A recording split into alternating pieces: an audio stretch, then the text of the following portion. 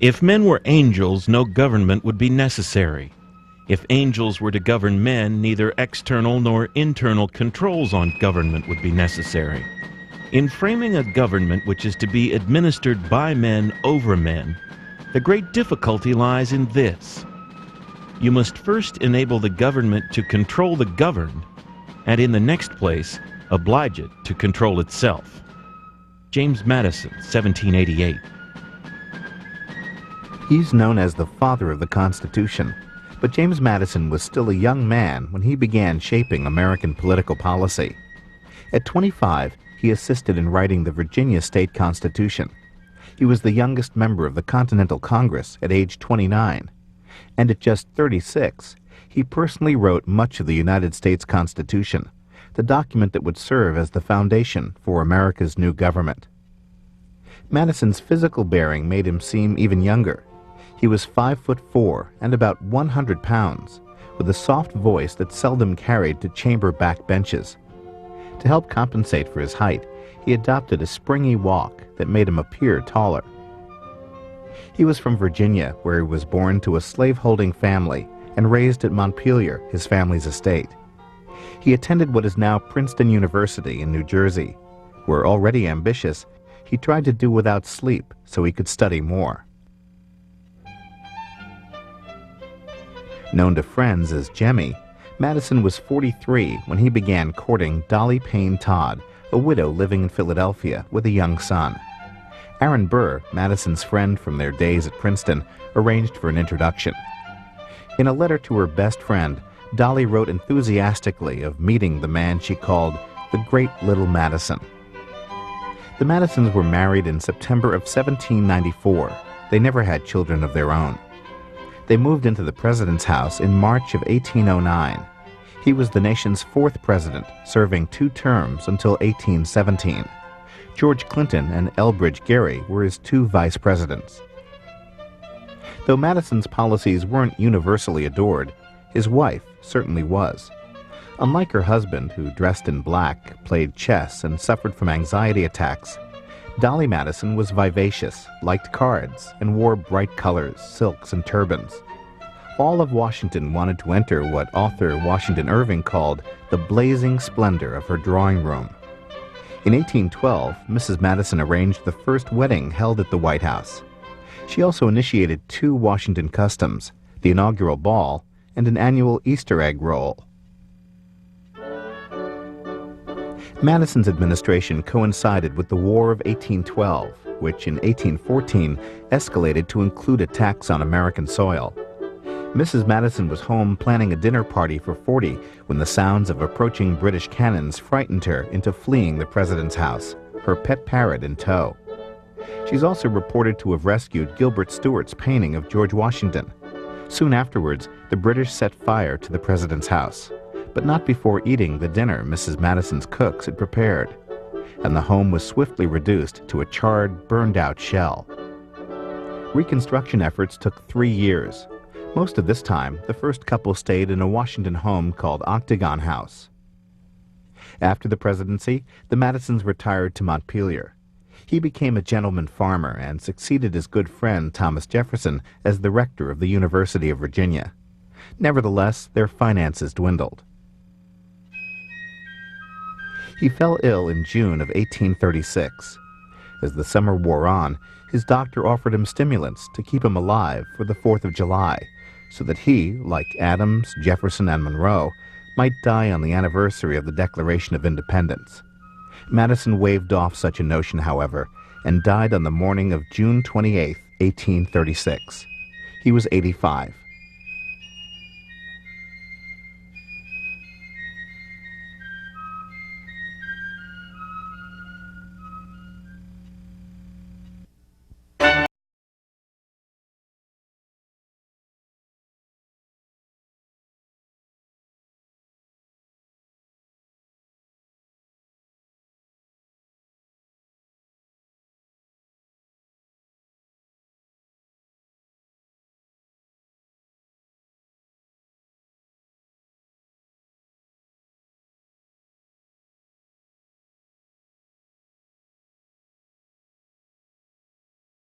University, and we'll be spending the next hour and a half talking about James Madison with our guest. We're going to begin with Jack Rakove. He's a Pulitzer Prize-winning author and a historian and a professor at Stanford University. Then Kathleen Steso-Mullins will join us from Montpelier. She's the executive director there. Holly Shulman is an expert on Dolly Madison, and Lynn Lewis will join us later in our program. She's an archaeologist at Montpelier to talk about that. We begin live from Stanford, California with Jack Rakove this morning. Good morning, Professor. Good morning. We have been at Mount Vernon. We have been at Quincy, Massachusetts, and at Monticello, talking about Thomas Jefferson. Now we move on to Montpelier. What are we going to see different in James Madison that we haven't seen in the first three presidents that we looked at? Well, I think the first thing you'll see different is that it's proven to be much more difficult to reconstruct Montpelier, the history of the house and exactly what it looked like when Madison lived there, than it has any of the other three sites you've visited so far. That itself may tell us something about the relationship of James Madison, or at least the presidency of James Madison, when we set it against that of his three predecessors.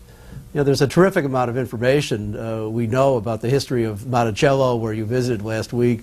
Anyone who's been to Mount Vernon knows that there's a similar amount of detail that's already been recovered about the history of that house and the Adams household in Quincy, which I haven't visited for years, but I've been to, is the same.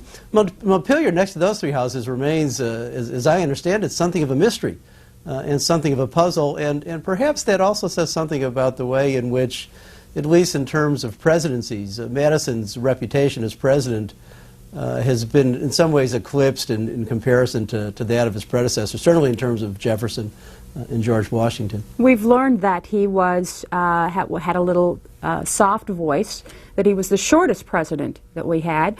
Do those kind of physical attributes have anything to do about this, what you have characterized as a lack or a lessening of information about him?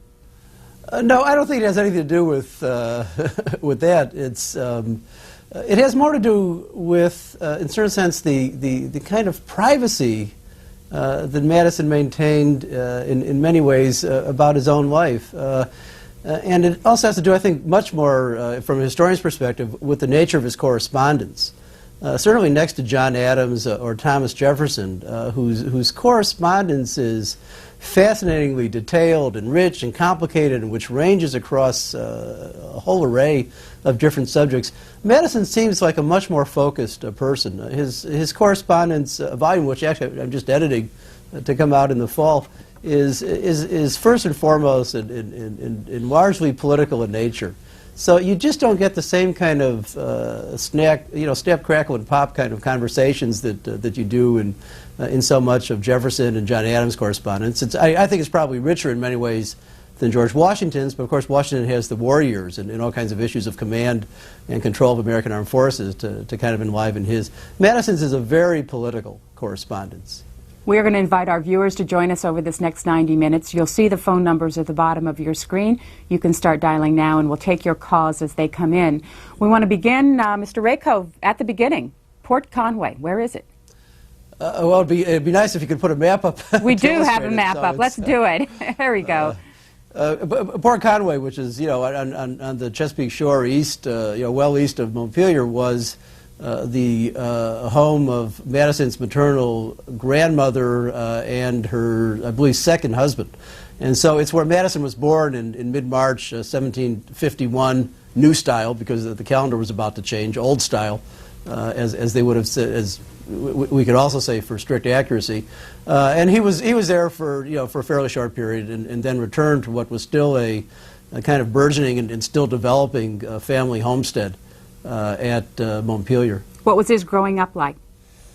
Well, we don't know all that much about it in terms of stories and anecdotes and material actually recorded, but we do know that start with Madison was the first of 11 children who were born to his mother between his birth in 1750, 1751, old style, new style, and 1774. I think 7 or 8 of them survived into adulthood. We know he started schooling at a nearby school where he had a board James Robertson School when he was about 8 or 9, and then was tutored at home for a couple of years. We know we can be fairly confident from what we know about him later that he was probably always a very serious student, not necessarily a bookish young man, but one who was obviously very bright all along. And then, of course, we know perhaps most importantly that a critical moment in his life comes in 1769 when he heads north for the first time, first of many trips he would make up the axis of the East Coast, so to speak, where he enrolled a little bit older than would have been usual at that time as a student at the College of New Jersey, which is now Princeton University. He boarded at Nassau Hall, which of course remains kind of the centerpiece of the Princeton campus. He finished his BA in 2 years, when the normal course of study was 3. But then he stayed on for a 3rd year in Princeton to do further studies before returning to Virginia in 1772. What did he study at Princeton? Well, he studied pretty much everything that a young college students would have studied in the 18th century, which meant, among other things, that he continued in his studies, which he began at a much earlier age, in Greek and in Latin. He would have read a fair amount of divinity.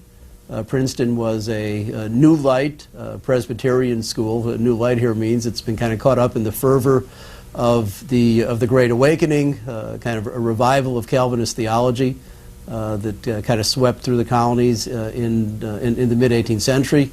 Princeton is a kind of Scottish Presbyterian outpost in certain senses. He would have read a fair amount of history. He would have read a lot in the same kinds of political readings that most of the framers of the Constitution, most of the signers of the Declaration of Independence, most of the leading American revolutionaries would have read. We have records of the kinds of orations that students gave at Princeton, at graduation time or on other occasions. And they represent pretty stock themes in 18th century political thinking, whether it's better to live under liberty or slavery and issues like that. So Madison would have been exposed to the kinds of historical and political writings that generally shaped what historians sometimes call, or used to call, the American mind during this period. We'll be returning to Montpelier and talking a little bit about the home there in a few minutes. But first, a call from Richmond, Virginia. Good morning. Good morning. Good morning. Go ahead, caller. Okay, great. I've long been interested in the relationship between Madison and Jefferson, and for the most part, it seems as though it's Jefferson the mentor and Madison the protege. Madison helped get Jefferson's Statute of Religious Freedom through the Virginia Assembly. Madison was Jefferson's Secretary of State. Madison was the rector of Jefferson's University of Virginia. Madison was Jefferson's handpicked successor for the presidency. I'm just wondering if that's an altogether accurate view of their relationship, that is, mentor-protege. And I'm also curious to know, I believe Madison did own slaves. Jefferson, of course, did not free his. It's been a subject of a lot of controversy. Did Madison free his slaves? Thank you. Professor Rakov, let's start with taking a look at that map again, because if we do that, we can see the relationship from Monticello to Montpelier. Very close. Well, it is very close. It's about a half-an-hour drive or so up. I think it's Route 29. I can't remember the route number. Two-lane road from Charlottesville to Montpelier, and of course, James Monroe's farmhouse at Ash Lawn is just a couple of miles or so past Monticello. And certainly during their retirements, the two went back and forth with some frequency whenever Madison and Jefferson happened to be in the same neighborhood. So the caller asked me, a fairly broad and open-ended question, which I could actually spend the better part of half an hour, if you wished. Give us a 2-minute version. Try to answer, but the short version starts by saying that the caller is somewhat right, but I wouldn't say completely altogether right. I mean, the friendship between Madison and Jefferson is, I think, probably the single most interesting and, in some ways, most attractive friendship in all of American political history. And because Jefferson was the older man, and because Madison, in many ways, chose to present himself as Jefferson's lieutenant or subordinate, there is certainly something to be said for the idea that Jefferson is, in some sense, the superior, or at least that Madison is often in Jefferson's shadow. But it's a much more complicated story than that, which, of course, is what historians always like to say about matters like this. For one thing, the intellectual dynamics of the friendship are quite interesting, and they're exposed in a number of passages of correspondence, which historians like myself have looked at very intently. Jefferson, I always like to think of as something of a streak hitter, or a guy who was more inclined to shoot from the hip, or as Madison says shortly after Jefferson dies, that he had the habit common in men of great genius of expressing in strong and round terms impressions of the moment. The way this plays out is that Jefferson always takes very strong and sharply opinionated statements on things, and then Madison, who had a much more calm and patient and I think in some ways discriminating mind, Madison then has to go through the activity of kind of calling Jefferson back and reminding him of some of the difficulties of the positions to which Jefferson's logic, if you really work it out, will follow. So in the sense of the intellectual dynamics between them, which comes out in some famous passages of the correspondence, it's very much a relationship of equals who tend to think alike on positions, who tend to support in nearly every case the same kind of outcomes, but who reason very differently. And Jefferson allows Madison time and again to correct him, though it doesn't always rein in Jefferson's habits of being somewhat more impulsive. I think the other thing to be said is that there's a kind of curious passage in the 1790s when Jefferson has come back from France at the end of 1789 and becomes Secretary of State at the time when Madison is really the floor leader in the House of Representatives.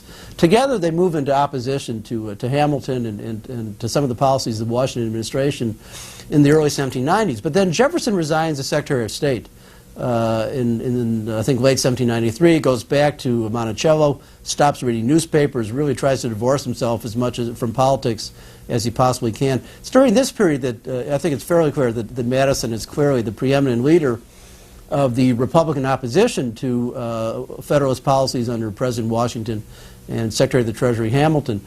And then what takes place is a curious flip-flop in 1797. A couple years or so after Madison and James Madison and Dolly have married, Madison finally goes back to Montpelier to really become, in effect, the patriarch of the plantation. Jefferson, at this point, is elected vice president. At that point, the relationship flips. It's really only at this time that Jefferson becomes the clear leader of the Democratic Republican Party, as they're coming to be known, and Madison goes into political retirement. And from that point on, Jefferson is clearly the commander-in-chief of the Republicans, and Madison is his executive officer, or first lieutenant, first deputy, and heir apparent. Professor Rakoff will keep staying with us through this hour and a half. We're going to go to Montpelier, Virginia, now Montpelier, the home of James Madison in Montpelier, Virginia, and we're going to be talking with Kathleen Mullins, who is Executive Director of Montpelier, who's sitting on the front porch there. Good morning.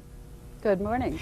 If James Madison was sitting on that porch right now, looking out from the front of his home, what would we notice about him? When we saw him, what would we notice?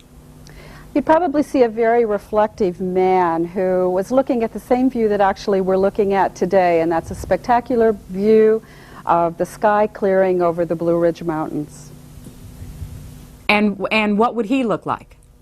What would he look like? Mm-hmm. He'd probably be, as we were saying earlier, he'd be dressed in black, probably looking very serious.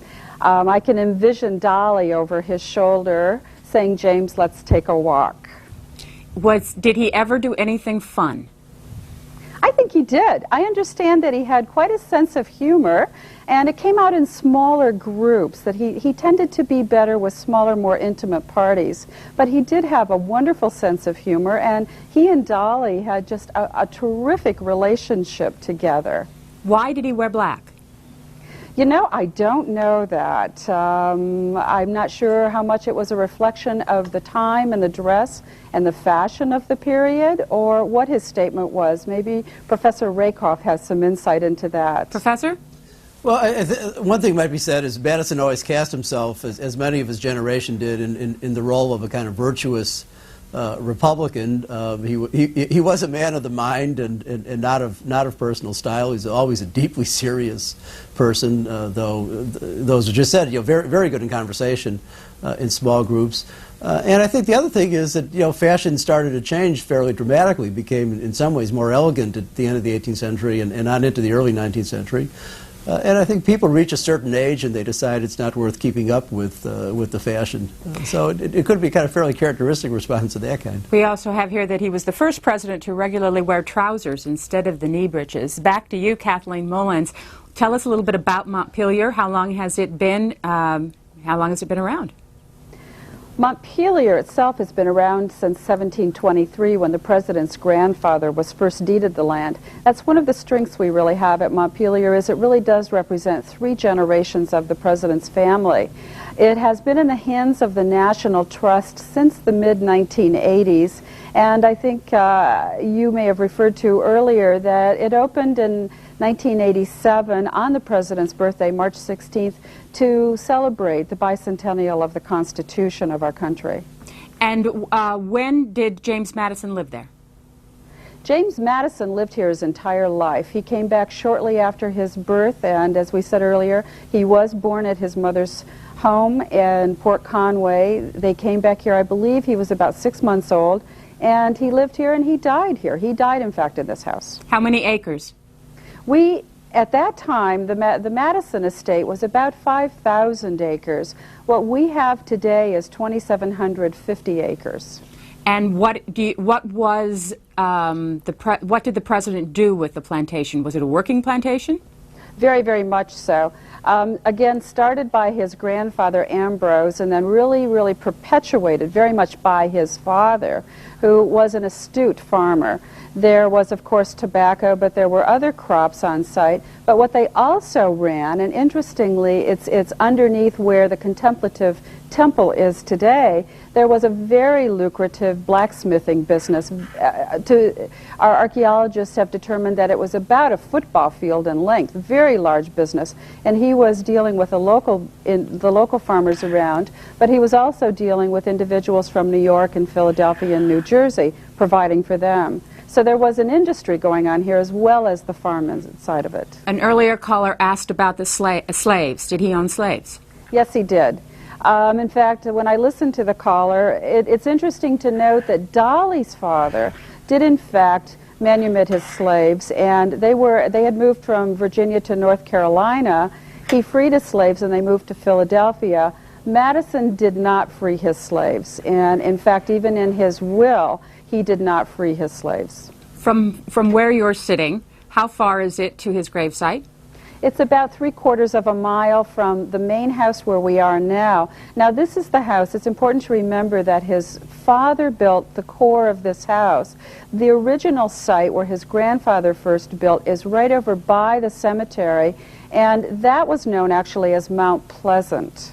Who is buried in the cemetery? The entire family is buried there. You can see on the screen the obelisk of James. The smaller one behind is the obelisk of Dolly Madison. There are family members buried in here. We announced on the President's birthday this year that we are doing a full restoration program of the cemetery. It needs a tremendous amount of work, and we have family members who are, you might say, missing. We know his parents and his grandparents are in there, but the markers are long gone. So we need to do some extensive archaeological work in that particular cemetery to identify where those grave sites are.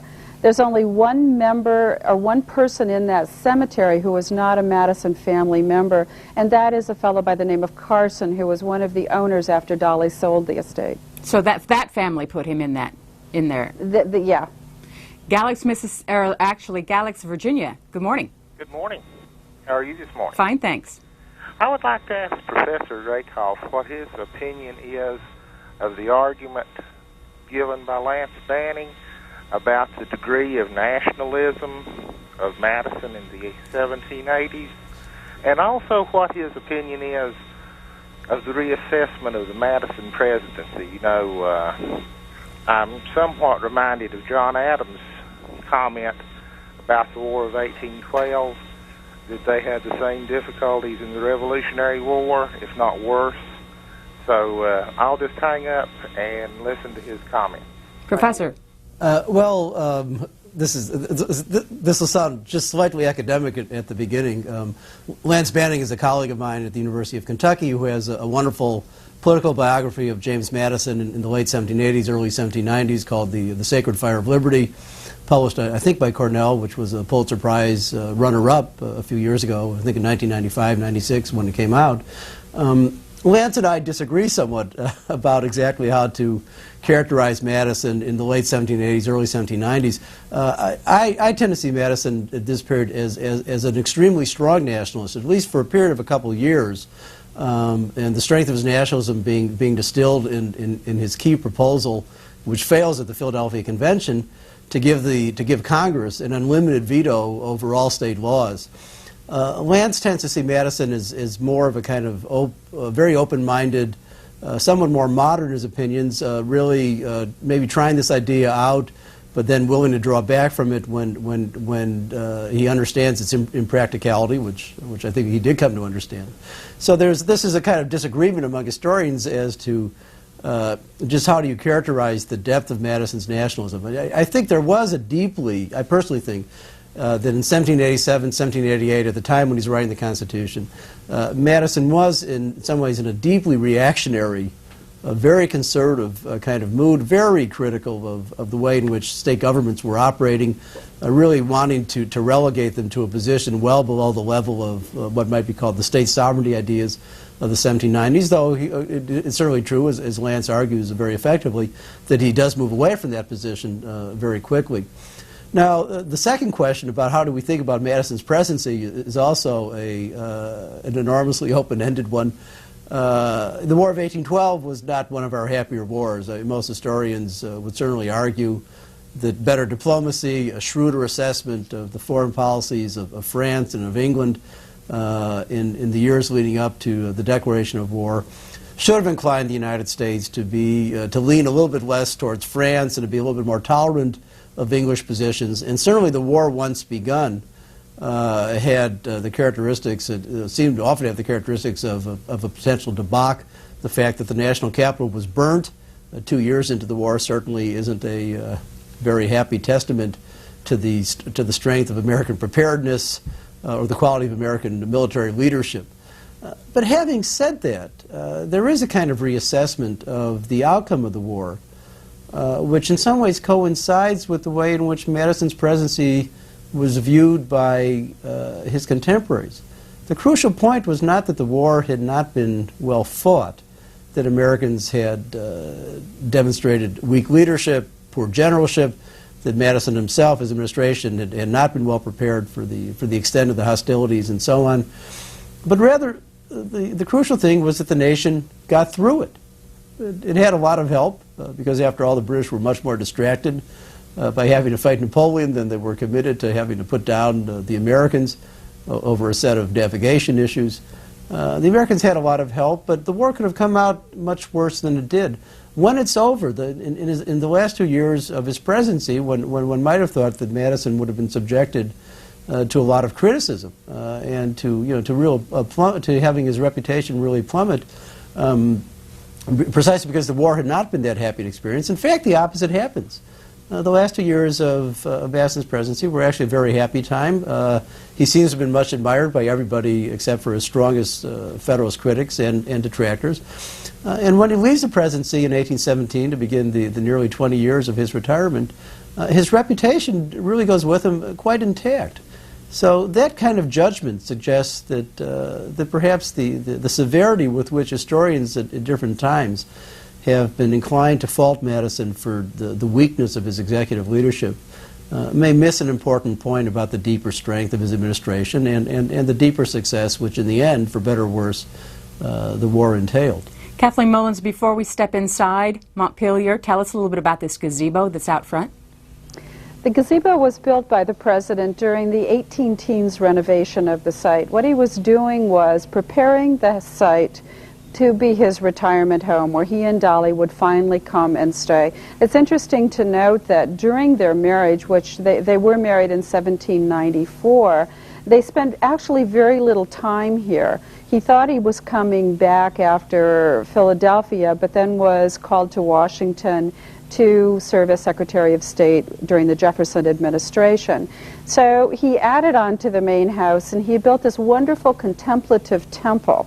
Now, everything about Madison is very functional, so underneath that temple is an ice house, and James and Dolly were actually able to serve chilled drinks well into the summertime in the heat of Virginia because they were able to pack ice into that ice house below the ground. Was that unusual? It wasn't unusual, but it's unusual that one has survived, and one was topped by a wonderful contemplative classical temple such as this. Take us inside the house. What do we see when we open the front door? What you see now, and we're very excited about this, is we opened in December of 1998 what is called Discovering Madison, and this is the first interpretation, professional interpretation of the story of Madison. We've divided the inside into 4 different themes. What you're seeing on the camera now is the theme that is called hospitality. And this is talking about very much the social side of it. James and Dolly, particularly Dolly, set the style for the New Republic. Entertaining was very critical, and she was also an astute entertainer. She knew how to bring political factions together in a social setting to get discussions underway. So we discuss this when you first walk into the room. Now, the thing that's important to notice about this house, this is not a traditional house. You've in the past couple of weeks have seen Mount Vernon and you've seen Monticello, and those are set up as traditional houses. This house and this estate is still undergoing tremendous research, documentary, architectural, and archaeological research to begin to understand the Madison era of occupation. You need to remember that ended in 1844, and it went through 7 owners after that. So we have taken these rooms and we're using them to tell a story, but they are not traditional rooms at this point. We're going to get back to you in just a few minutes, but I want to bring in Holly Shulman, who is an expert on Dolly Madison. Since you brought her up, it's time to talk a little bit about Dolly. Good morning. Good morning. I wanted to ask you about taking a look at this morning's newspaper and talking a little bit about the state dinner that happened last night for the Chinese premier, and the dinner, the menu for the dinner, 20 varieties of vegetables sprinkled among 3 courses. The main course, roasted salmon from Oregon on caramelized fennel.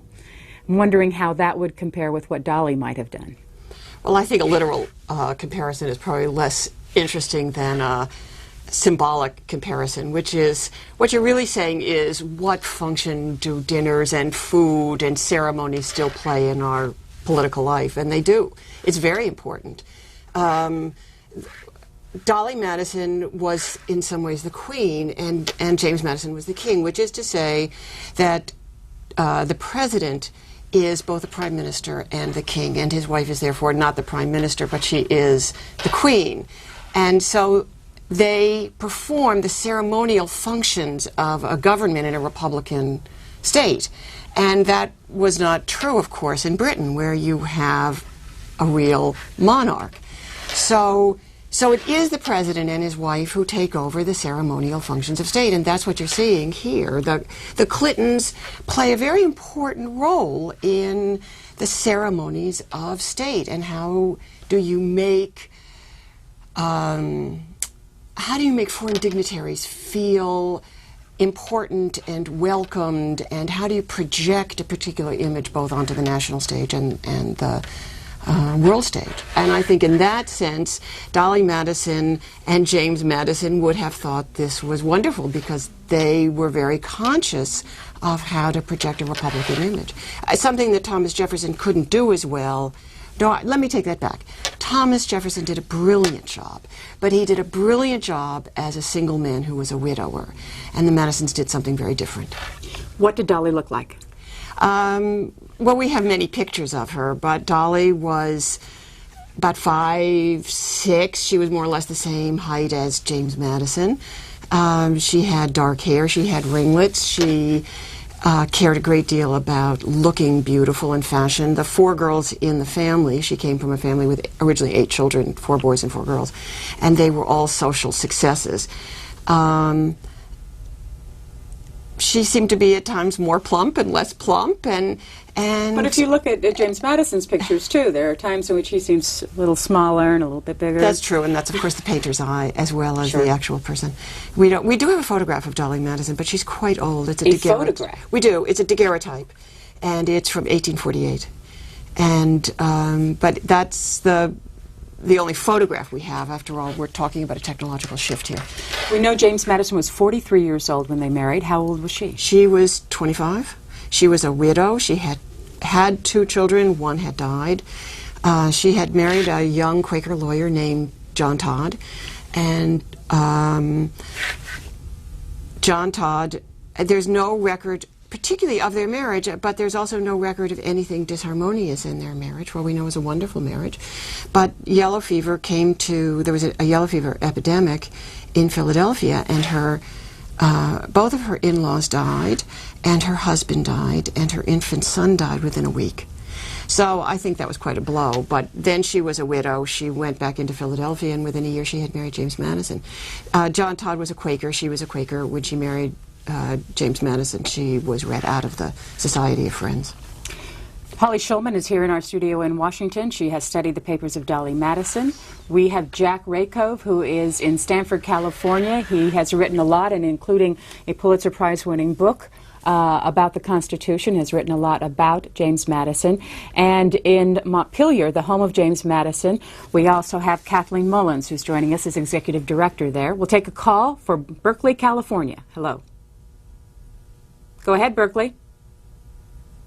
One more time for Berkeley, California. I have a question for Professor Rakoff. Go ahead. Various biographers, Brandt among them, have noticed a curious event when Madison attended Princeton. At the time of graduation, I believe his class consisted of 9 members. It was common for each of them to give a speech at graduation. Yet, curiously enough, Madison did not give a speech. There was an illness at that time. There was also some question of his relations with President Witherspoon of Princeton. Do you have any comments on that period of his life at graduation? Well, nothing as explicit as I think the answer you're seeking. I can't offer an explanation as to why Madison was not a commencement speaker. It may or may not illustrate the fact that he did have a certain shyness about public speaking, as in some ways did Jefferson, which he worked to overcome. There are various accounts at later events, such as the Virginia Ratification Convention, and sometimes when Madison speaking in the first federal Congress and its debates are being published, that his remarks can't quite be heard, and so the reporter can't fully report what was said. So he may not have been a natural orator, although it's always been my sense that when Madison spoke, behooved everybody to listen because he was so smart and would lay out the options so well. Having said that, I think it's fairly obvious that the Princeton years were formative for Madison in a couple senses, and he must have been quite happy while he was there. For one thing, even though he didn't finish early because he wanted to go home, he finished early because he was so smart and was doing so well, and then he chose to stay on and pursue additional studies. And then, perhaps more important, we know that when he goes back to Virginia in the early 1770s, perhaps somewhat preoccupied for reasons that I think still remain fairly elusive with his health. He seems to go through a period where it appears in various of his letters to his college friend William Bradford that Madison seems to have felt he may not live very long, his health was delicate. There's a lot of speculation about what the source of that delicacy must be. But it's clear that Madison really pines for the intellectual life and the stimulation that he had encountered in college, and really by virtue of his exposure to Northern society. You have to remember that going back to Montpelier, as beautiful a place as it is and as stunning a view as it has of the Blue Ridge Mountains, was also in many ways quite an isolated environment. It wasn't isolated in terms of family, because Madison had, all his siblings and cousins, I think, literally by the score in the surrounding countryside. But it wasn't the most stimulating environment intellectually. It was very much of a kind of frontier outpost, or it's still off on what's frontiers moving a little bit past this part of Virginia, not into the Shenandoah Valley by that time. But this is a pretty bucolic, rural, and therefore pretty isolated site. So I think Madison missed Princeton. As you can see on your screen, the sun's coming out in Virginia this morning, and you can see the outline of the Blue Ridge Mountains there from the front of Montpelier. A call from Osterville, Massachusetts. Good morning. Good morning to you. C-SPAN, you're doing your usual great job. Good morning, Professor. I appreciate your scholarship of this genius statesman, this child of the American Enlightenment. Thank you. I'm Will Longstreth. I was formerly a fellow of Princeton University, and I started up an ill-fated newspaper there called the Madison Report. I can see why Madison would have loved the campus's great life there. I understand, caller, that Woodrow Wilson was the only other president who attended Princeton. Absolutely, and his dining room, his former residence is now the faculty club there at Princeton. Your question for our guests. Well, I did have this comment. I think it's quite striking that both Monticello and Montpelier were offered for sale to the public at really ridiculously cheap prices. I know that Monticello was available in the early 1920s for about $25,000, and didn't sell for that price, and then eventually sold for I think about $10,000. And then, of course, Montpelier was available, as I recall, for around $600,000 around the 1980 mark or so.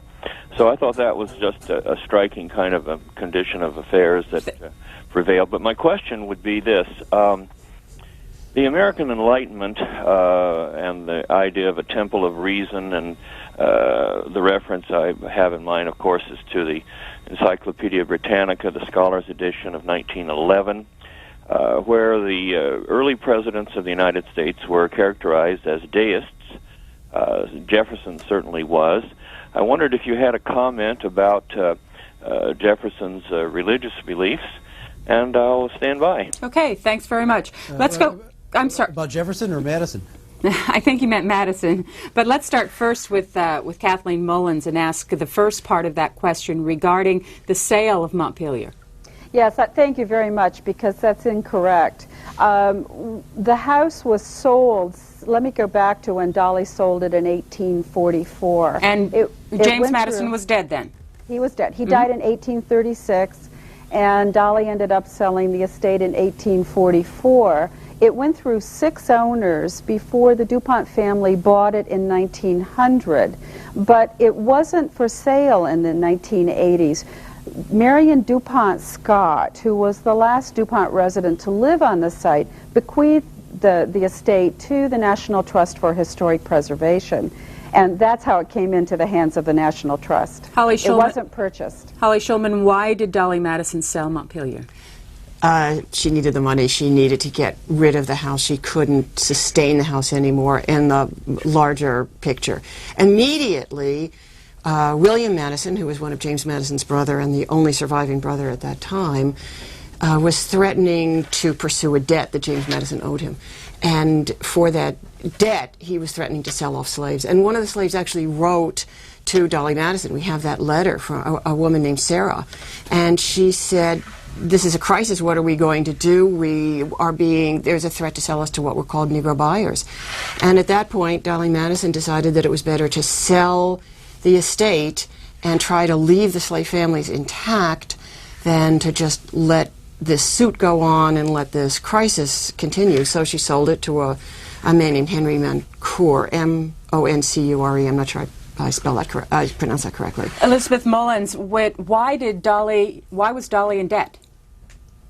There were a number of things going on at this particular time. There had been a series of years of crop failures.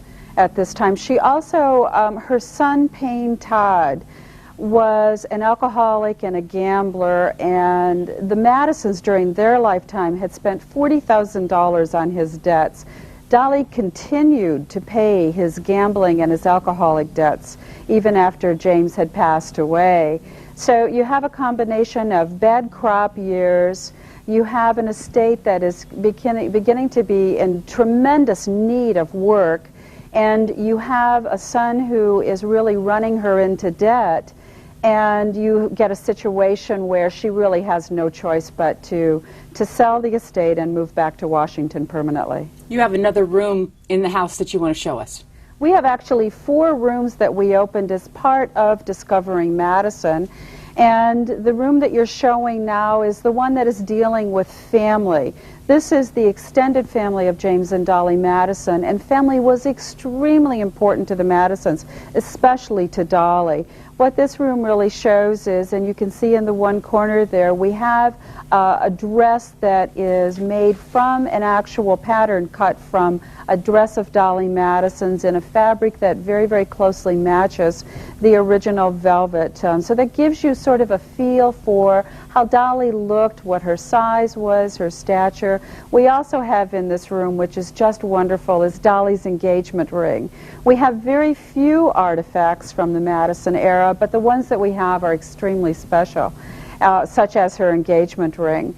I must say, too, while we're talking about Dolly again, is that there's a special thing happening this year. The United States Mint has offered a silver dollar with Dolly's image on this. And she's only the 3rd woman to appear on U.S. currency, and she's the First Lady. So this is a wonderful commemoration. What this is marking is the 150th anniversary since Dolly's passing in 1849. When did she die? She died in July. In July of 1849. Correct. Holly Shulman, where did she die? She died in Washington, D.C. She moved in 1837 after James had been dead for about a year. She moved back to Washington, D.C. to Lafayette Square, right around the corner from the White House. She had a house there which had belonged to her sister. And it is now belongs to the Federal Circuit Bar Association. And what happened to, once she died in Washington, was her body then moved back to Montpelier? Eventually. She was buried in Congressional Cemetery, and then eventually was moved back to Montpelier. How much time did her body spend at the Congressional Cemetery? I think it was about 8 years, but I'm not positive. It was, right. We think it was about 1856. And why would that decision have been made? To keep her in Washington before moving her back? Do you know, Kathleen Mullins? I really don't know. I think it's because the estate, I'm going to make an assumption here, that the estate was in transition, and I think that it took them a while to really determine what best they were going to do. Interestingly, that was the same time when they moved Dolly back here that they put the obelisks up for both James and Dolly. So the one that's in there now does date to 1856. Kathleen Mullins, how long have you been at Montpelier? I came in 1996. And what did you do before then? I was in Indiana at the Northern Indiana Center for History. And what's the next big thing happening at Montpelier? Well, with the opening of Discovering Madison, this has given us a solid professional footing on the story of Madison. What we are doing now is a full site master planning to create a synergy on this site of 2,700 acres and 135 structures. What we are also doing is extensive archaeological work. We're doing architectural research on the main house, which I think you're going to see some later. We are working with the architectural historians at Colonial Williamsburg to help us to understand the Madison-era house. When you look at the main house, keep in mind the Madison house was 12 rooms. The house today is 55 rooms. If you throw in the bathrooms, you have 77 rooms in this house. So we are really continuing our research. We're continuing the documentary research and really trying to better understand the Madison story and devise unique ways. Now, this is a very non-traditional site, but devising unique ways to be able to tell the story of this great couple on this estate. This is a memorial to the contributions and the ideals of James Madison. It is not going to be a recreation of James Madison's Montpelier. When are you open for the public? We're open every day. We open at 9:30. We close at 5. and that's 7 days a week, and the only days we're closed are around Christmas, New Year's, of course Thanksgiving, and the first Saturday in November, because we are carrying on the tradition of the DuPonts by running the Montpelier hunt races. How expensive is it to come and visit there? We think it's tremendously affordable. $7.50 for adults, $3.50 for children. Of course, there's a discount for senior citizens. If people are a member of the National Trust, there's a discount on their admission. And the other thing that their admission includes is the use of our Acoustiguide audio tour system, which opened as part of Discovering Madison. It gives you almost 100 minutes of additional historical information, both in the main house, and there are two other exhibit areas in the main house, which I think you'll see later. But it also, we have an 11-stop landscape walk, which takes you from the main house to the cemeteries. We also opened a slave cemetery in February for public visitation. And it tells you the stories of the estate as you walk this 11-stop site. We have the cemetery, the slave cemetery, on the screen right now. What can you tell us about it? Our archaeologists have found 41 grave sites. These are depressions in the ground, marked at the foot and the head by, most of them, by quartz stones, very crude. And we wanted to open this because what we have tried to do with Discovering Madison is to tell a very inclusive story. This is a story of families black and white who lived together for 3 generations. They depended on each other. So we have really included the slave story, the African American story, into the Madison story. The walkways, as you're seeing now, take you back to the berm of the slave cemetery, which is in a wooded area just off to the side of the main house. And how many slaves might have been there? We know that Madison had, one document we have shows that he had about 100 slaves. Now his mother was still running her plantation. She lived to be 97, and she died only 8 years before Madison himself died. So she still continued to run her parts of the plantation. And so she had her own slave population, but Madison had about 100 slaves. What is that right there? That is one of the quartz stones that's marking the grave sites. How many people then are buried there that you know? The archaeologists have identified 41 sites at this point. Okay. We're sure there are more, but there are actually 5 cemeteries on site. The Madison Family Cemetery and then the Slave Cemetery are the 2 that are open for public visitation. Kathleen Mullins, thanks very much for joining us. We're going to let you go for now. Thank you. Holly Shulman, we were looking a little bit earlier at the picture of the back of the house. I don't know if we can see it again. Would Dolly have entertained there?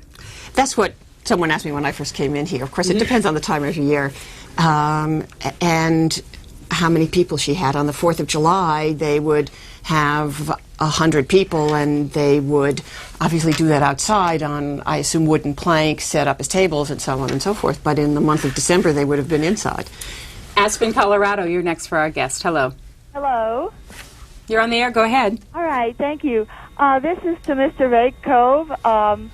I'm a direct descendant of Humphrey Madison, and he was killed by Indians. What I need to know is if he was James Madison's brother or his uncle. Mr. Rakove, do you know? I'm not enough of a genealogist to want to take a stab at that one. Well, when did Humphrey live?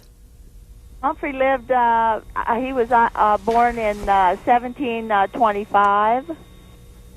And and how do you know that he's related to James Madison? His name is Humphrey Madison, and I have and his father was either Ambrose Madison or James Madison Sr. This is what I need to know. And I know he was married to Mary Dickinson Brown, and he was killed by Indians. But I need to know if he was the uncle or the brother. Mr. Rakove, you said earlier that there were did you say 8 living brothers and sisters at that time? Madison's the eldest of, James Madison, the president, is the eldest of 11 children, of whom I believe 7 or 8 survive into adulthood, though, of course, his brother, Ambrose, who I think was the second youngest brother, dies about 1793. I really can't help the caller with the genealogy, but I suspect that it shouldn't be too hard to pin this down. Madison himself was a little bit skeptical about the value of genealogical research having to do, the family origins are quite interesting. The Madisons in America begin with a ship carpenter. The first Madison, who spelled his name with two D's, John Madison, comes into Virginia, I think about 1653. It's Madison's great-great-grandfather, if I have that right. And he had kind of typically modest beginnings. He was a ship carpenter. He invested in the indentured servant trade, which was the heart of immigration into Virginia in the 17th century. And if you paid for the transportation of a servant to the New World, you would get a head right to 50 acres of land. So the first Madison begins evidently as an artisan who had earned enough money to invest modestly in the Virginia servant trade, and then cashes his head rights in at the time when other Englishmen are doing the same thing, in the mid-17th century, founds a small estate, continues to invest in the servant trade, and to pay for the transportation costs to bring servants over, which are absolutely crucial to the growth of the population, and founds a large enough estate that they start to move into the ranks of what would then have been the Virginia gentry, and then every succeeding generation over the course of the next three-quarters of a century, into James Madison's own time, enlarges upon that initial investment and expands the estate. And of course, as the Virginia aristocracy, as it starts to emerge and coalesce, was wont to do, they start marrying with each other and producing this incredibly complicated network of cousins and what's sometimes called a kind of cousinry. Which helps explain why Madison has so many first cousins, second cousins, nieces and nephews, by the score and by the peck. But there's a fairly substantiated genealogy there. So I would think the caller should be able to run this problem down. I'm not the right guy to do it, though. Where are the best papers of James Madison? Well, the bulk of Madison's papers are readily available at a number of sources, because the great preponderance of his surviving papers are in the James Madison papers at the Library of Congress, and they've been available on microfilm for a number of years now. And Holly Shulman, where are the papers of Dolly Madison? The original papers of Dolly Madison are spread all over. Again, the largest collections at the Library of Congress. But there is the papers of James Madison, and that's a presidential paper project, which is at the University of Virginia. And so for the ordinary reader who would prefer not to struggle through handwriting, you can refer to the letterpress volumes of the papers of James Madison. They started collecting Dolly Madison letters in the 1950s. And so they have about 2,000 letters. And then beyond that, in the Library of Congress, there are other items which we might call ephemera, such as invitations and calling cards and so on. What kind of website do you have, and what can people learn about Dolly Madison? Thank you for asking. We've just put up a website. It's part of the Virginia Center for Digital History, and it is just the beginnings, showing something about what a website can do. The first real project will be to take the letters at the University of Virginia and make them fully searchable text, and then to take her 2,000 letters and make them fully searchable as a scholarly tool. And beyond that, then I think we will work with schools in Virginia to begin to bring Dolly Madison into the schools, and also to branch out into women of that generation, women in the early Republic. An earlier caller asked a question that we haven't answered yet, which was what was his belief in God? Professor Rakove, can you help us there? Well, in some ways, Madison was very private, especially the older he got, about the nature of his religious beliefs. He wrote extensively to his correspondence and believed very deeply, as did Jefferson, in principles of separation of church and state and the freedom of conscience. But to trace Madison's inner convictions, his inner beliefs about the nature of the deity is a tricky question. He certainly starts out in an Anglican family. He's exposed at Princeton, as I said earlier, to a kind of outpost of Scottish Presbyterianism, if you will, with new light enthusiasms thrown in. When he goes back to Virginia in the early 1770s, there's some evidence in the surviving letters from this period of a kind of continued interest in religious affairs and continued interest in theology. We know he certainly was well versed in theological disputes, and he remained somewhat interested in them. The question of his private beliefs, though, is rather more difficult to answer. I incline to the view that Madison was one of those people who, in a kind of quiet way, slipped away from what might be called Christian orthodoxy sometime during the Revolutionary years, by which I mean he probably ceased to believe in the divinity of Christ, probably moved towards Unitarian and deistic convictions, which really did not depend all that much upon the notions of revelation, very much typical of the 18th century Enlightenment at the highest reaches of society.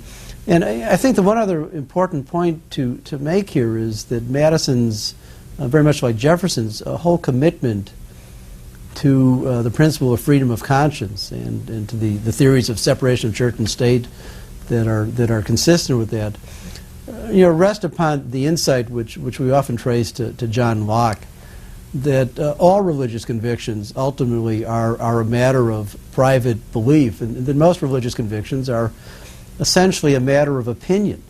That's what makes faith, because you have to make a kind of leap to believe that the opinions you hold actually have some truth. So I think there's something about the privacy of the Lockean psychology of freedom of conscience, the belief that we can't really look into somebody else's mind and know what that person actually believes, what he's actually thinking. I think it's manifested in Madison's own life. I think he moved away from a kind of Christian orthodoxy towards deism, but it's very hard to document. Some important dates in the life of James Madison include being a U.S. congressman from Virginia, a U.S. representative beginning in 1789 and going to 1797. Then he was Secretary of State of the United States from 1801 to 1809, and then the fourth President of the United States from 1809 to 1817.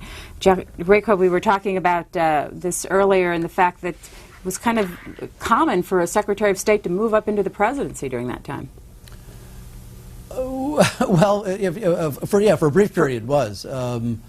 As of course, Jefferson moves from being vice president to president in a contested election in 1801. But the cabinet was quite small in the late 18th, early 19th century. There were only a handful of departments.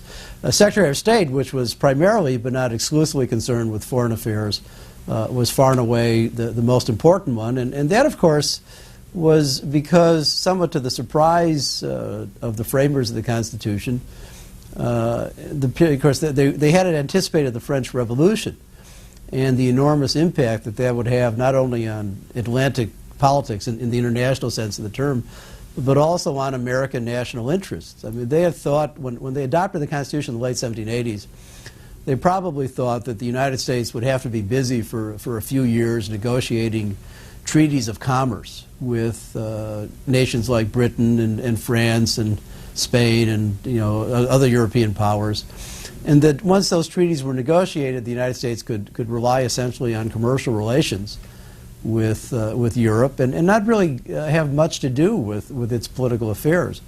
What happens, though, of course, is the French Revolution breaks out almost at the same time as the new government is getting into operation.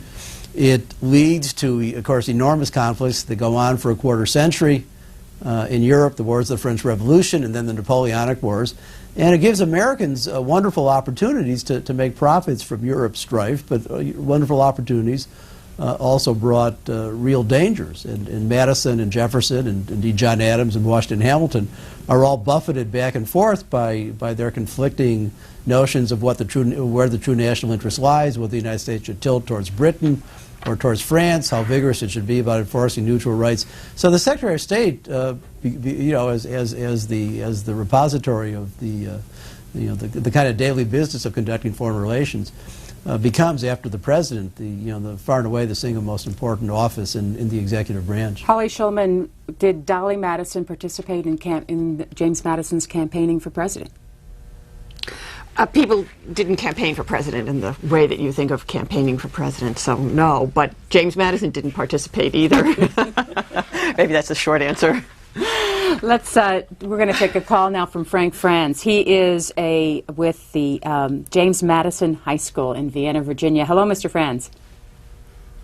Mr. Franz, are you there? Yes, I am. Good morning. How are you? Fine, thanks. How did your school get named James Madison High School? I have absolutely no idea. It's mainly connected to the fact, educated guess here, the fact that Madison was a Virginian. And how far are you away in Vienna, Virginia, from Montpelier? Oh, we are probably about 2 hours from Montpelier, north of Virginia, or north of Montpelier. We're about 10 miles just outside of Washington, D.C. and Vienna. What do you do at the school? I teach American government and world history and geography. And what do you teach in terms of James Madison? We mainly concentrate in government on the creation of the Constitution and looking specifically at a couple of the Federalist Papers, Federalist number 10 and 51, during the ratification. What do the kids think of James Madison? Pretty smart guy. For someone to basically be the father of the Constitution, and the fact that during the Constitutional Convention, he's the one who took the notes, and he's the one who also helped push it through the Virginia ratification debate. Mr. Franz is a member of our C-SPAN in the Classroom, and if you're interested in finding out more about this, because we're doing a whole series of programs that's interrelated with our American President series, you can come on the internet and find us at cspan.org/classroom, or you can call at 202-626-4858.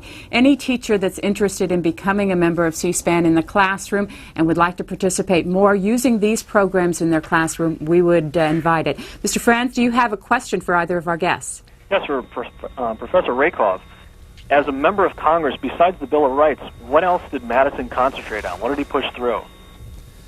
Well, in the first Congress, when the new government gets under operation in the spring of 1789, Madison, it certainly was one of Madison's great priorities to have the Bill of Rights adopted. But there's any of a number of other measures in which he was essentially interested. One of the most important initially have to do with revenue measures. Trying to get a basis of taxation in place so the new government would be solvent. But then, of course, very quickly, by 1790, 1791, Madison gets involved in the famous disputes which arise out of the presentation of Secretary of the Treasury Alexander Hamilton's various plans for assuming the state debts, which Madison opposes, Hamilton's plan for chartering a national bank, about which Madison is skeptical for constitutional reasons. And those get tied in turn with the ongoing discussions, as I'm sure you know, about where the national capital should be located, where there's a kind of a rivalry primarily between the Pennsylvanians and the Virginians, but with the New Yorkers also implicated as to just how far north or how far south the new national capital, the new federal district, should be built. And so these all get tied together in what's called the Compromise of 1790, in which Madison and his allies kind of dropped their opposition to Hamilton's plan to assume the state debts, and at the same time the way is cleared for the Potomac site to be chosen, with all its mosquitoes and marshes, and its hot weather, as the site of the national capital. And then, of course, what happens in succeeding years, especially from 1793 on, is that once the government is organized, issues of foreign policy, disputes about tilting towards Britain or tilting towards France, come to the fore. And so the second half of Madison's service in the House of Representatives, which ends in 1797, is really preoccupied with disputes about foreign policy, about commercial policy towards Britain, and then, of course, the great dispute over John Jay's treaty with Britain. Frank Franz is joining us on the telephone. He is at Teachers School at James Madison High School in Vienna, Virginia. Thank you for joining us. And Mr. Franz, again, is a part of C-SPAN in the Classroom. If you're interested, again, in talking with somebody about our C-SPAN in the Classroom series, you can go to call 202-626-4858, or go on the web at cspan.org/classroom. Let's take a call from St. Augustine, Florida next. Good morning. Hello? You're on the air. Go ahead, ma'am. Okay, I have like a two-pronged question. One, I wanted to ask the professor if he thinks that James Madison was the author of the working document that the Constitutional Convention, I guess the Virginia Plan it was called. And my daughter is doing a paper on James Madison. She's a junior in high school. We're actually from Atlanta. We just happen to be vacationing in St. Augustine at the moment.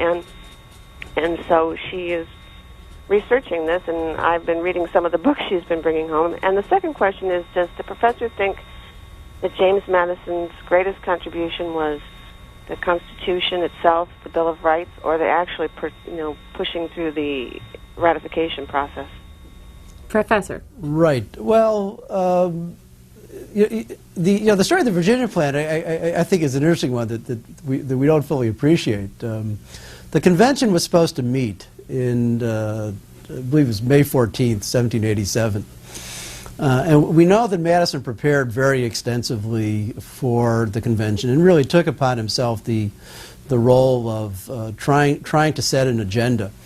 There are three very interesting letters he writes to Jefferson, Washington, and Edmund Randolph, the governor of Virginia, in March and April 1787, which lay out his agenda for the convention. And then there's an equally fascinating document called the Vices of the Political System of the United States, which is a memorandum that he prepares for himself, which is a brilliant work of political analysis in which you see him for the first time pulling his thoughts together. So Madison clearly had set for himself the task, or in a sense you could say, had seized for himself the opportunity of trying to set the agenda of the convention at the very beginning. But the curious thing that happens, which I think is really kind of a wonderful anecdote, and more than an anecdote, is that the other delegations are slow to show up. The Virginians and the Pennsylvanians, who are pretty much all Philadelphians, are there. They have a quorum of their delegations present by mid-May.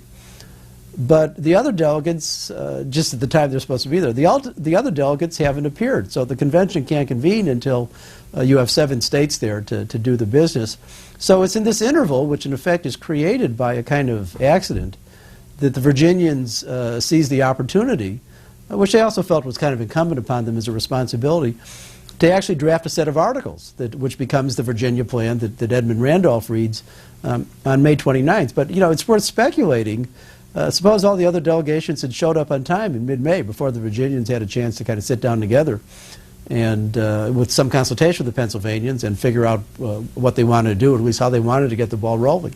Would the convention have taken a different course if that hadn't happened? And you could argue either side of that equation, of that question. The second part of the question follows, well, how do we sort out the different contributions that Madison's making in the period from 1787 to 1788 to 1789? And I'm not sure it really makes much sense to disaggregate them too much, because after all, they are all part of one process. I'd be tempted to say, as I think most historians would say, that the single most important thing is Madison's agency at the Federal Convention, the role he plays in shaping the agenda, because of course without that, that's what gets the whole ball rolling. If the convention doesn't succeed, then there's no. If the convention ends in failure, then you don't have a ratification struggle, and you don't have to worry about adding a Bill of Rights. The U.S. Constitution today can be found in Washington, D.C. And Mr. Rakove, do we have any idea who first called James Madison the father of the Constitution? We do, and I can't, this is one of those facts I was just reviewing last night, and I can't recall who it was, but it's essentially contemporaneous. I think it first appears, I can't remember who it was. I think it's sometime around 1832. But it was while he was living. While he's still living, it's in the 1830s. I think it's while he's still alive, though it might have been shortly after his death. We're going to go back to Montpelier now and take a little bit of a look at what that house looked like during the time of James Madison. And joining us is Lynn Lewis. Hello, Ms. Lewis. Ms. Lewis, are you there? Yes, I am. Hi, good morning. Good morning. Where are you? I am, believe it or not, I am in Dolly Madison's bedroom. If you'll notice, it doesn't look very much like a bedroom right at the moment. During the later DuPont years, this was a kitchen. But what we've done is started research here to find all the elements of Dolly Madison's bedroom in preparation for restoring it as such. What have you found? Well, two things in the main right now. One is this is an entrance from the main part of the house into the bedroom. Actually, there's a little sitting room out in front of it. It's not a direct entrance. But you can see the outline of the doorway here and of various periods of lath. This is 20th century material here. Above it, you'll notice the rougher wood. And if you were able to look very closely, you'd see hand-wrought nails in there. And that tells you that that's an earlier Madison period series of lath. What's a hand-rubbed nail? A hand-wrought nail, it's a nail that's made at a blacksmith shop, not actually by hand, but on hammer and anvil, but rather than being machine-made. And where did these nails come from? It depends. In this case, these nails could have come from a couple of places, either Thomas Jefferson's nailery down at Monticello, or it may have been Madison's own blacksmith shop. At the time, his father's blacksmith shop was no longer operating, but we do know from the records that James Madison, President Madison, had a blacksmith shop working here as well. So it could have been either place. What did you learn about the Madisons, both James and Dolly, from the architectural work that you've done there? We're able to learn a variety of things, and this is happening bit by bit. In the case here, we're just starting. However, what we've learned is how the house was laid out, some idea of how the rooms were used. Of course, in the 18th century, rooms tended to have multiple uses, so we can't exactly pinpoint it. But by the time we get here, this particular area of the house was constructed between 1809 and 1812. And in this case, we do know Dolly's sitting room, Dolly's bedroom, and downstairs, a kitchen, which was the first time that cooking had been brought into the house proper. Prior to that, it was an outdoor kitchen, a detached kitchen. So we learned things like that, how they moved from room to room. The staircases that you'd see today if you came to Montpelier are late 19th, early 20th century. There is no trace, except for research traces like this, of the earlier staircases. This is the type of thing that we're able to determine. Lynn Lewis, you say this is Dolly Madison's bedroom. Was it not James Madison's bedroom? We really don't know for sure. Now, later in life, we do know that James Madison slept in another room. He was quite ill towards the end of his life. And a room that's actually a hallway now was the bedroom, or the bed chamber at that time that he died in. It was not uncommon, I do believe, for husband and wife to sleep in separate rooms during this period. Holly Shulman, can you shed any light on that? Yeah, I suspect that when as he became increasingly ill, he needed his own space, and so she would have retired into another room. But we don't have that kind of material. As Jack Rakoff said, their personal letters, Madison's personal interior self is not revealed, their personal life is not revealed.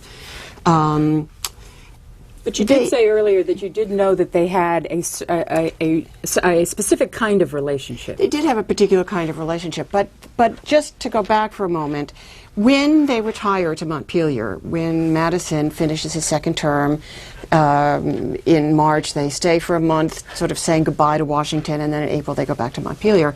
And when they spend that next nearly 20-year period, they go through his papers, and in part what they're doing is preparing his historical legacy, if you will, so that the records will be there.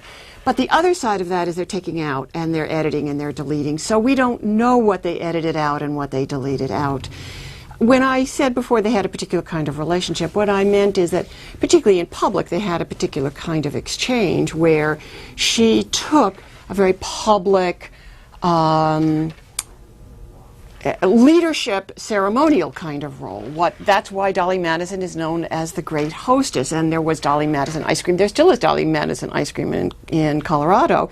Dolly Madison cupcakes. They're all symbols of a woman whom we think of as the great hostess.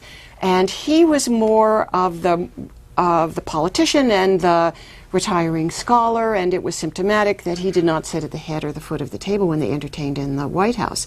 So they sort of divided the world up that way, their functions up that way, but there's a sense in which they gave each other something. This was a kind of public exchange and perhaps also a private exchange. But But we know more of what it did on the surface than we know anything else. There are some letters that have survived between her and her sisters, and one of her sisters, Lucy, marries for a second time. In 1812, she marries for a second time a Supreme Court justice named Todd, and moves out to Kentucky, and so they write. That was incidentally the first wedding in the White House. And Lucy, then Todd, she had been married to George Washington's nephew, George Steptoe Washington. He had died, and she marries a second time. And so when Lucy Todd writes back, she says, well, you knew I was always jealous of the kind of kisses that Jemmy gave you, but your mouth would water now. I mean, this kind of thing. So that's about what we have. It's very sweet, but it gives us a little inclination, these are meant to be very private letters, so we do have some sense that there was some romance there. She called him Jimmy. She called him Jimmy. Well, yes. Did everybody call him Jimmy? No. People who would be quite close would. Even in the 20th century, who called Mrs. Roosevelt anything but Mrs. Roosevelt? McLean, Virginia, you're next. Good morning. Good morning, Mrs. Schulman. How are you? I'm fine, thank you. That's good. Just things on Dolly Madison. I was down at the U.S. Capitol last week on a tour, and I was in the Supreme Court chamber, and they said that Dolly used to stop by all the time, and it was like her entertainment, I guess, after she left Montpelier, and she came into Washington. It gave her something to do. The two questions I have is, you talked about an 1848 picture. Who owns that, or where can one see it if they wanted to see a picture, the only picture that we know of Dolly Madison? And what was her life like after James Madison died in terms of she came to Washington. Did she sort of like, did she have people come over and visit? Did she, some kind of activities that went on, or? Holly Shulman. Yes, let me answer that in two parts. When you say that Congress was entertainment, of course it was. Congress was entertainment because there weren't too many activities going on in Washington, D.C. But more importantly, she was given a seat in the Hall of Congress. This was an exceptional honor that was given to her, both because she was such an important woman, but also because she was the widow of the last surviving member of the Founding Fathers. So she became a symbol of the Founding Fathers herself. Your second question... Where he could see the 1848 picture. Where you can see the picture. The picture's on... The easiest place actually to go to is... We don't have it on our website yet. There you've got it. And it's also on the American Memory website at the Library of Congress. And how old was she here? That's 1848. That's a year before she dies. Marietta, Georgia. Go ahead. Hello. Good morning. You're on the air, ma'am. Good morning. Thank you for C-SPAN. Good morning. Go ahead with your question, ma'am. I've been reading a biography on... You need to turn the television set down, ma'am. You're getting a lot of feedback. I've been reading a biography on James Madison, and I've been impressed by his wonderful ability, not only his great knowledge of republicanism from Athens and Greece through to the 18th century, but because of that knowledge, his ability to sway people when forming the Constitution, to understand why certain aspects of the Constitution were so important to ensure liberties. And which biography are you reading? Ralph Kitcham's. Mm-hmm. And I am amazed at how much underrated I believe he is. Thanks for the call. Jack Rakove, she talked about republicanism. Was he a Republican as we understand that word today? Well, no, he's actually one of the founders of the Democratic Party. Okay. In that sense. So when people talk about republicanism in the 18th century, they're talking about a very different set of values than the ones we would first ascribe to. And now it means a kind of interest, in one sense, in the history of the classical republics and the republics of the early modern period. But more important, it really involves having a deep faith in the capacity of people to be self-governing, or of a community to be able to govern itself in opposition to the other forms of government monarchy or aristocracy. It also means what's a little strange for modern readers to think about. The idea of a republic also carries with it, as a lot of scholars have argued over the last generation, the idea that citizens, when they act as citizens, are supposed to act not to assert their interests or not to act out of selfishness, but really to try to work hard to subordinate private interest to public good, that the virtue of the citizen is a kind of act of self-effacement, that you don't go into politics to pursue your own interest, you do it to pursue the common good. And here Madison actually occupies a kind of very complicated place in the history of American political thinking, or we could say really the history of political thinking more generally. Because on the one hand, Madison is deeply committed to the principle of popular government, that communities ought to be able to rule themselves and not rely upon aristocracies or monarchs to decide things for them. But in his critical political writings, and Federalist 10 is the one source that's always cited on this, Madison actually moves very dramatically away from that traditional belief that if you wanted to be a Republican, you also had to emphasize human virtue in this self-denying way. Madison argues, as everybody who's read Federalist 10, I'm sure will remember, that we have to take people pretty much as we find them, that in fact people have opinions, they have passions, they have interests.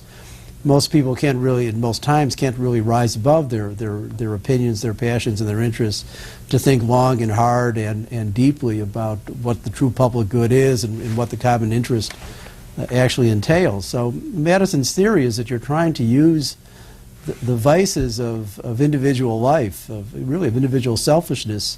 You have to take them as a basic fact of political life, and then figure out how Republican government can be founded on a regime that says that we have to concede that vice does exist, rather than work too hard to assume that we can always create virtue. How many Federalist Papers did he write? Oh, Madison, let's see, there are 85 Federalist Papers. Madison writes roughly a third of them. If I sat here and listed off each of the ones he wrote, which I think I could probably do, we could come up with a total, but I don't know if we want to spend that much time on it. Well, we need to get back to Lynn Lewis, who is at Montpelier, because she has another section of her archaeological work to show us. Where are you at now? Well, we're still in Dolly's bedroom, but we've moved to the exact opposite side of the room. And at this end, we can see the remains or the hints of the fireplace that was here. You can see the brick above and this large mass. And then if you look carefully here, you can see the top of the fireplace and the brick that fills in the actual fireplace opening, the firebox. We know that this was filled in for two reasons. One, the brick is a much more modern brick. It's late 19th, early 20th century. And by the same token, the mortar also is late 19th, early 20th century. It's got Portland cement in it, which was not used in mortar until that period. If we come over here, we have a much softer brick, and the mortar itself is a lime mortar, again, a much softer mortar. So that type of thing, that and this neat vertical line and the neat horizontal line here, are the type of things that give us the clues as to what was going on. How long have you been working on archaeological work at Montpelier? Well, I actually have not done this architectural archaeological work. That's done by our architectural historians that visit us from colonial Williamsburg. I have been doing archaeology outside in the ground at Montpelier since 1985. What's the most exciting thing you found? Oh, that's a tough one. We have a lot of exciting things. I think one of the most interesting things was the detached kitchen. I made reference to it earlier, where cooking took place outside Montpelier until at least 1809, and the kitchen that we excavated for several summers was constructed around 1760, about the same time as the main core of Montpelier, and was used evidently right up until 1809. Do we have any idea how extravagant that Dolly Madison's bedroom would have been? In terms of furnishings and the way it looked? We have some hints. We do know that she liked damask.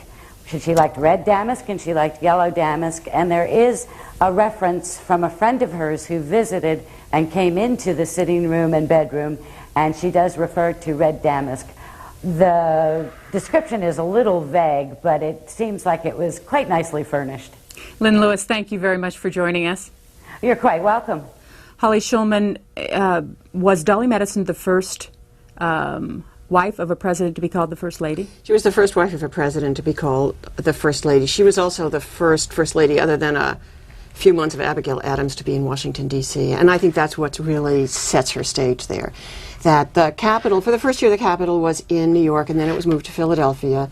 And then in 1800, it was moved to the Adams family moved very briefly into the White House, and Abigail Adams very famously complains about how damp and unfinished the building is and how they need so many fires to keep it warm and nobody will give them wood despite all the forests around Washington. But Jefferson then brings in his own furnishings and he sets up the White House as the executive mansion. But what the Madisons do is they proceed to set up truly a national executive mansion that belongs to the people. This is not Madison furniture the way Jefferson created it with Jefferson furniture. She does it with an architect named Benjamin Henry Latrobe. And so she creates a national space.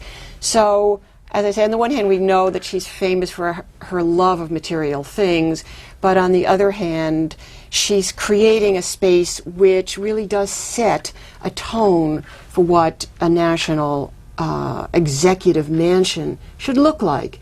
And that needs to meet all kinds of demands, from what are the foreign expectations of the British minister sent to the United States to the Federalists, who are always critical of whatever it is that the government is doing, to the Republicans, who feel that virtue resides in simplicity. And so how is she going to do all of these things and still have it only be one place? And so she struggles hard with this and does a good job. Jack Rakove, we're almost out of time. I wanted to ask you about James Madison's vice presidents.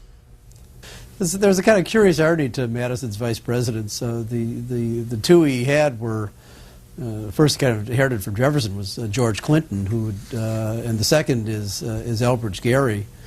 Both had been in effect his political opponents back in the late 1780s. Clinton was the long-standing governor of New York, a very interesting politician in his own right, who had been a strong nationalist in the early 1780s, but then becomes very opposed to the federal government and opposes the Constitution in 1788, and works pretty hard to keep New York out of the new government, or at least to prevent it from ratifying the Constitution. Elbridge Gerry, Madison had served in the Continental Congress with Elbridge Gerry, who was a very wealthy merchant from Marblehead, Massachusetts. And Gerry, of course, had been at the Constitutional Convention. Gerry I always think of as really the first genuine political maverick in American history. Gerry's at the convention, I think, pretty much the whole time in 1787, but like Madison's colleagues, George Mason and his close friend Edmund Randolph, Gerry decides not to sign the Constitution and becomes kind of a thorn in the side, opposing its ratification in Massachusetts. But then, of course, there's a great political change in the 1790s, and they all become political allies in the Democratic-Republican Party, the forerunner of the great modern Democratic Party, or what was known in the 19th century as the democracy.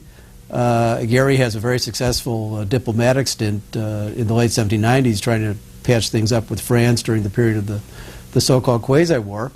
Goes on and become the Republican governor in Massachusetts at one point. So there's a kind of, it's not so much that politics makes strange bedfellows, but that the kinds of changes, the transformations in politics that took place from the late 1780s into the 1790s brought these guys back together.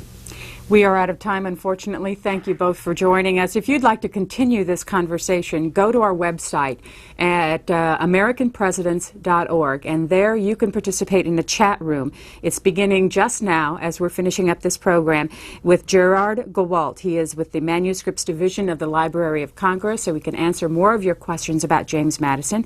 And we hope you will join us live from the James Monroe Museum in Fredericksburg. That's the next stop on our 41 President tour around the country, as we're talking about the 41 men who served as presidents of the United States. Again, our thanks to Holly Shulman. Thank you. And once again, your website, can you give us an idea about where people can find it? You flashed it on your screen again. It's quite a long, it's moderntimes.vcdh.virginia.edu/madison/index.html. Holy cow.